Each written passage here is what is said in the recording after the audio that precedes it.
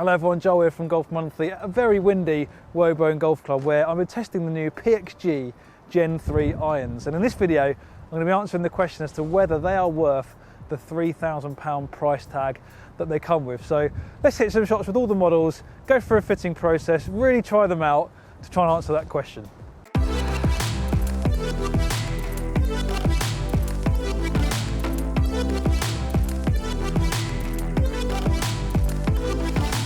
Right, so PXG Gen3 irons, what are they all about? Well, I think rather than me tell you about it, let's hand over to Matt from PXG. He can tell you all about the technology and the design improvements that PXG have made to these irons for 2020 to help improve performance. Basically what we've done is we have taken that incredible soft feel that we had with Gen 1 and then we've forged the club itself 5 times. So Gen 2 was forged 3 times and now we've moved that to 5 times just to make something feel much softer than what people loved about Gen 1. Gen 2 had ball speed gains but felt a little bit firmer. So what we've been able to do with Gen 3 is we've taken that ball speed and made it quicker and more efficient, and then we've also taken what people love so much about Gen 1 and made it softer and had that feedback and feel that people loved. We've got our new impact reactor technology. So you've got 2 cores. You basically have a mantle layer supporting the thinnest face in golf, and then behind that you've got a much deeper level of core 2.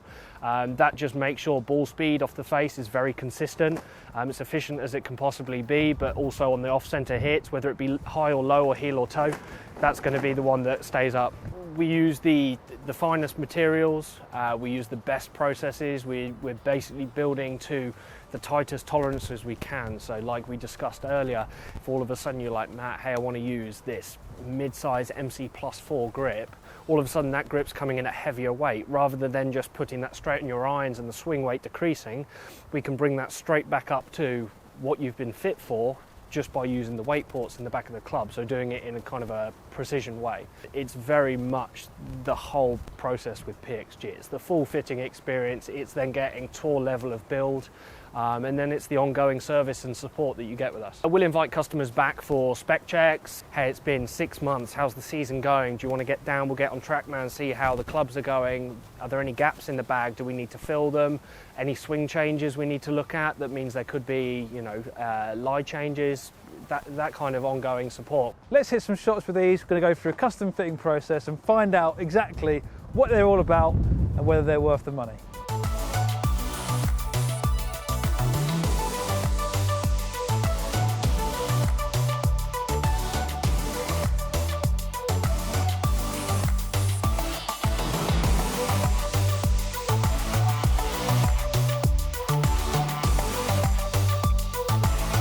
Right, so I've come undercover now, taking shelter from the awful weather we've got here outdoors, but luckily I was fitted for the PXG Gen3 irons inside in the studio here at Woburn Golf Club. I tried all 3 different models in the Gen3 range, got fitted by Matt and Ben, 2 of the most knowledgeable fitters I've ever encountered. I've said that about Matt a few times, and you really do get that with PXG. It's next level in terms of the level of detail that you go into with things like lofts and lies and shaft flexes and weights and all the different things. They really cover every angle when it comes to really eking out every detail, a level of performance that golfers are looking for. Because if you're paying this sort of money for a set of clubs, you really want to go into the nitty-gritty of how clubs performing on those good hits and off-centre hits, and just getting everything right about the spec of the club. So I started with the P model, which is the kind of oversized player's iron, if you like, and this is a bit stronger in loft. It's 31 degrees, I think. So obviously I was going to get more distance with this club, but what really blew me away was the consistency, not only on good hits, but also like slight thin hits and heel or toe strikes. I was amazed. I hit 2 shots where I'll hit one out the middle and I hit one really thin, and I was expecting the difference in the distance to be massive. With my current iron, the drop off in performance between good hits and bad hits was significant. It was around about 10 to 11 yards. And on those 2 different strikes, the carry distance was almost identical and the ball speed was almost identical as well. And I was absolutely blown away by how 2 varying hits can be so consistent. And that's really important for golfers. Ultimately, I think iron shots is all about how good your bad shots are. I don't necessarily want those iron shots to go really far. I just want them to be consistent, and whether if I hit the heel, toe, low or high on the face. And these PXG irons deliver that, especially the P model, if I'm honest. And actually, the T model, to a degree, while I wasn't getting quite as much ball speed, I felt like actually, because the sole was a little bit narrower, I actually felt like I was compressing the ball a bit more, so I wasn't losing out on distance. I was actually de-lofting the club a little bit more. So actually, the distance between the P and the T models was very similar. And the other interesting finding that I got from the Gen 3 irons across all three of the irons was how the peak height was very, very similar. You might think as the loft changed, the peak heights would change as well, but PXG are really clever with the CGs of their clubs. The peak height, so the height the ball is travelling at, was consistent through the irons, and that makes it really easy to not only control the ball flight, but also combine the models within the range to create a combo set. And I think I would definitely consider going down a combo set route with these PXG Gen 3 irons, because you've just got a bit more forgiveness, a bit more consistency with the larger clubs like the P model, and also you've got the XP model as well. You know, it's just a little bit larger, it's just giving you a little bit extra, a bit more speed, a bit more help, which is going to be useful on those long iron shots, and then you can transition down into the P or even the T model depending on your preference. So, you know, really impressed with what PXG have done with these clubs to deliver consistency and forgiveness of ball speed, of spin, of launch, ball flight and distance. All those sorts of things is really going to help golfers hit more greens and score better, I think. Right, okay, so I have my fitted spec here in the PXG Gen 3 iron. So this is the Project X 6.5 shaft. Definitely worked best for me inside. It was kicking less, so I could go at the ball a bit harder. It was missing left less, which I'm a big fan of. And I got some really good performance, as we saw, in terms of the consistency of the ball flight and the dispersion as well.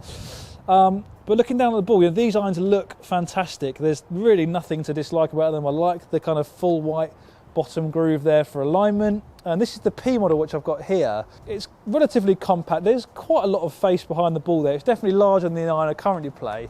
And I probably, in terms of looks, prefer the T model compared to this, the P model. This is probably just a little bit large for me in the 7 iron, but I definitely would play it in the longer irons. But enough about the looks. The thing that we really want to talk about here is the feel and the sound of these irons, because they do feel and sound absolutely fantastic. Hopefully you can hear that on the camera. Obviously we're hitting off matte, so it's not quite the same, but the feel is so pure. It's really, really soft. The sound is really quiet, it's really muted, so that contributes to that soft feel. And that really doesn't change in the off center. So low on the face, heel and toe. You're still getting feedback on where you're hitting it, but you don't get much different sensations coming through off those different strike locations. And that's really, really a standout feature of these clubs. Definitely one of the best feeling irons I've tested in a long time. The P model has a bit more margin for error on the strike. It's got a slightly wider sole. If you tend to compress your shots a little bit more, the T model is probably the way to go. But definitely, you know, streets ahead of everyone else, I think, in terms of the feel and sound with the PXG Gen 3 irons. Right, okay, so we've talked about the performance of these clubs, we've talked about the looks of them, we've talked about the technology, and the big question that we want to answer in this video is, are these PXG Gen 3 irons worth the £3,000 price tag that they come with? For me, I understand why PXG are charging that level of money for these clubs. It is next level in terms of the technology, the design of these clubs. You know, I don't know of any irons out there that have got 2 different materials inside or hollow head doing 2 different jobs to improve the feel, the sound, the consistency, the ball speed and the overall performance. You know, it's a very clever, unique design that PXG have incorporated into what is a pretty slimline package, I think you could agree. And you factor that in, it goes some way to justifying the price tag. And the other thing we talked about earlier is the consistency of these irons. I have not experienced consistency from an iron on different strike locations as I have with these clubs. And it's definitely I would pay extra money for. Whether I'd pay £3,000 extra money is a different story, because that is obviously a huge jump from where most iron sets are these days. They're normally most mainstream brands are around that £1,000 mark for a set of irons, so this is triple the price of those.